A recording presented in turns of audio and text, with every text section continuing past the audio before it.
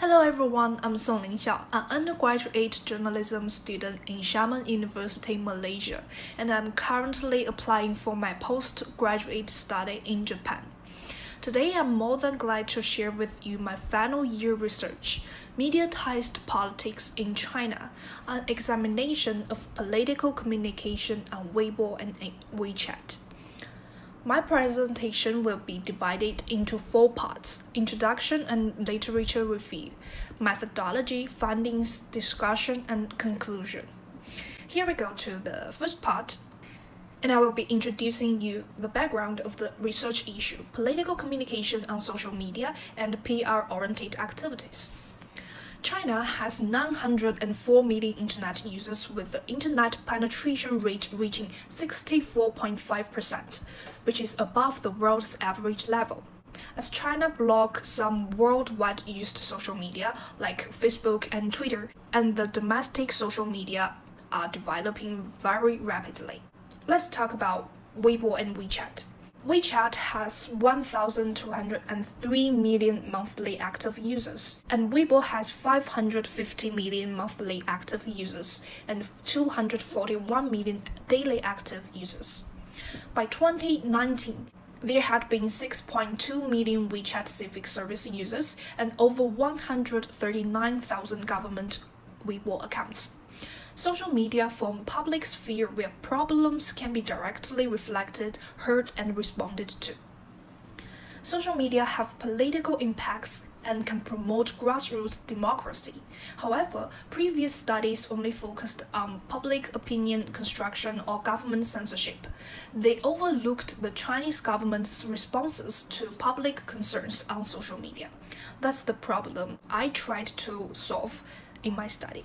My study aims to examine the Chinese political communication on Weibo and WeChat. In accordance with the research questions, this study seeks to investigate the source who posted the Chinese government's messages on Weibo and WeChat, the focus of the government's messages posted by these sources, and netizens' responses to the messages. I have 2 theoretical frameworks here. The first one is Schramm's interactive model of communication. In this model, sender and receiver communicate with each other on a communication channel. When receiver receives the sender's messages, it decodes the message using his or her own field of experience and then gives feedback to the sender. This model is better than the previous linear model where the feedback of receiver is ignored, though the transactional model is more advanced because it gives the concept that sender and receiver can communicate simultaneously considering their body language, but it is not suitable to social media communication, which is not the face-to-face type. The second framework is mediatized politics. In China, politics affects media like in many other countries, but media also affect politics. Mediatization is a meta-process like globalization, individualization, and commercialization that influences democracy, society, culture, politics, and other aspects of life in the long term. Mediatized politics refers to the intervention and impact of media on modern governance. Since the end of last century, Chinese governments at all levels have been emphasizing on public relations and media. The media industry has been equipped with market logic, including timeliness, sensationalism, and the focus on dramatized details of public discussion that asks the government for openness and transparency. Let's see what knowledge have previous studies contributed to this topic. First, about the social media discussed in this study. Weibo is an open platform that forms critical public opinion and mobilizes public action by making social issues public. WeChat is less open but can serve as a platform to incubate an issue. So how can social media affect political participation? Media, opinion leaders, and the government all compete for influence on social media in contemporary China, like income, civic skills, internet skills, education level, and so on. The use of social media for alternative information can also mobilize citizens' political participation. China develops a complicated censorship system when facing with domestic public opinion and Western hostile forces. WeChat and Weibo censor socially and politically inappropriate content. Media also do so by self-censorship due to China's vague censorship standards. Does this censorship work well? Not really. Tech-savvy netizens use circumvention tools to visit blocked websites and social media. Others use homophone-free substitution or phonetic transcription abbreviation to imply sensitive content in social media discussions. As netizens acquire information from different sources and platforms, they are losing their common ground in public discussions, and they no longer want to understand others' opinions or communicate to reach a mutual agreement. The development of social media affects power operation and government PR in China. Before the internet era, grassroots power mattered. In Weibo era, grassroots opinion leaders were great social forces. However, now in WeChat era, the government can directly interact with the masses, and grassroots opinion leaders have lost their influence. Therefore, social media motivate the government to be transparent, interactive, and responsive. The Chinese government has explored e-governance systems to reach out to citizens, and used Weibo and WeChat to optimize their relationship with the public. PR has become an important part of the governance, and social media enable its internet public opinion guidance, online political communication, regional branding, and so on. Now let me talk about my methodology. I used qualitative content analysis to derive coding categories from the text data, and apply human experience to examine social phenomena and interpret its meanings. The selected case of my study is the death of the Wuhan doctor Li Wenliang during the COVID-19 pandemic in February. For your information, Dr. Li informed his previous classmates about COVID-19 during its initial outbreak. There was certain law that standardized the report of an infectious disease. However, we still respect Dr. Li's brief action to alert others about the virus.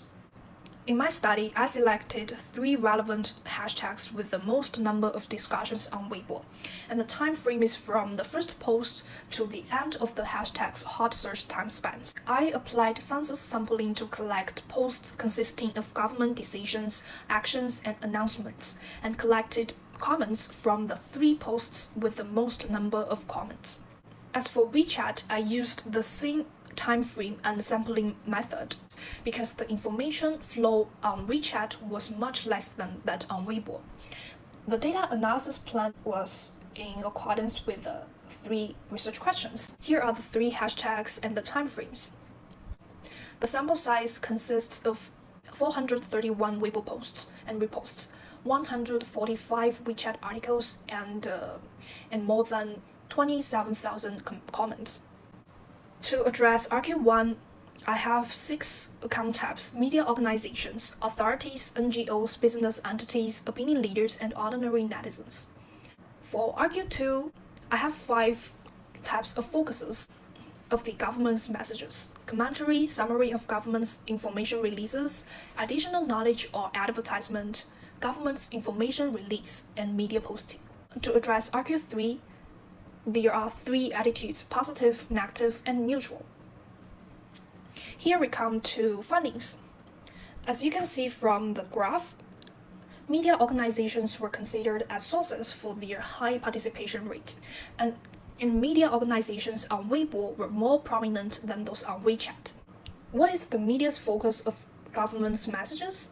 They focused on the original information releases of the government and sometimes added positive commentaries to the forwarded information. However, netizens' attitudes varied from one issue to another, and they held diversified attitudes compared to media's positive attitude only. In addition, netizens commented mostly under media organizations' posts. Now let me discuss the findings and give this presentation a conclusion.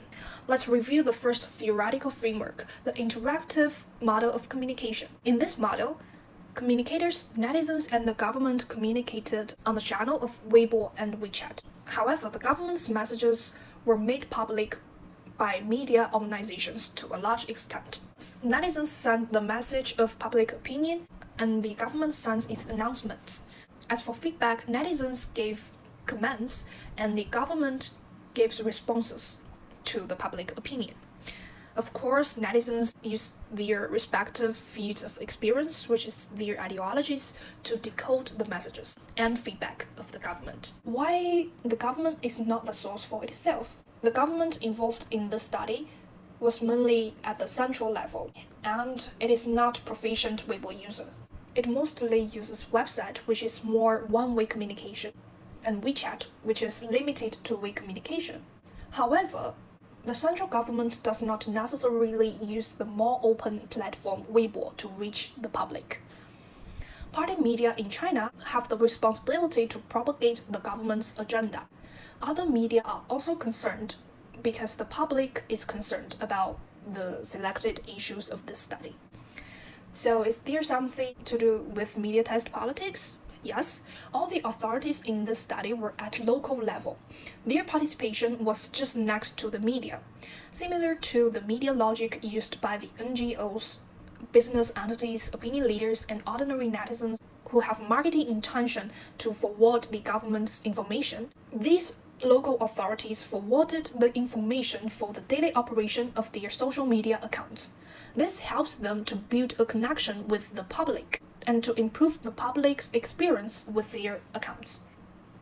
Speaking of the media's focus when posting the government's messages, why do they forward or summarize the government's information releases? First, it is a necessary step of reporting issues that arouse public interest, right? Second, Chinese government officials regard the media as their main public and consider lies about other publics such as NGOs. So the rich media can help spread their information. Why do the media give supportive commentaries only? The media in China still have rather attached relationship with the government. They apply self-censorship to avoid sensitive content, and criticism of the central government is much more restricted compared to local governments. For your information, public trust on the government in China is as high as 84%. But only 40% positive attitude was formed in this study, and it is really similar to the percentage of negative attitude, which is about 37%. Why did this happen?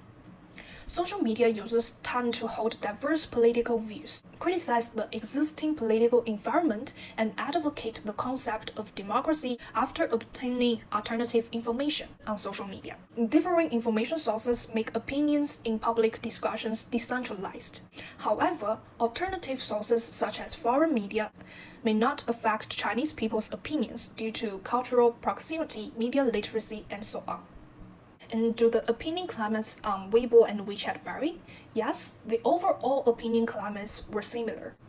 But the breadth of the content on Weibo was much more interesting because Weibo allowed strangers to communicate and exchange information with each other. On WeChat, comments were displayed only after the author's selection. I also found that there were some repetitive comments on Weibo. The repetitive positive comments imply online opinion guidance with the effort of internet commentators. Repetitive negative comments imply Western forces penetrating China's online networks. In some extreme cases, it could also result from domestic internet companies who did so and then sell public opinion monitoring data to the government. Now, suggestions for my dear researchers here. First, study more issues from both local and central governments' perspectives to further enrich the understanding of mediatized politics in China and other countries. Look deeper into mediatized politics, such as the mediatization of politics, which is a greater influence of media on the politics, such as media's impact on political election. You can also focus on public PR training, online public opinion guidance, local government branding, and so on. study more social media platforms, as government departments are exploring TikTok and other rising social media to build connections with the masses. In foreign countries, the government can also use TikTok, Facebook to reach the masses. And last but not least, apply intercoder reliability to enhance objectiveness of a qualitative content analysis. Here is my reference list, and thank you for listening.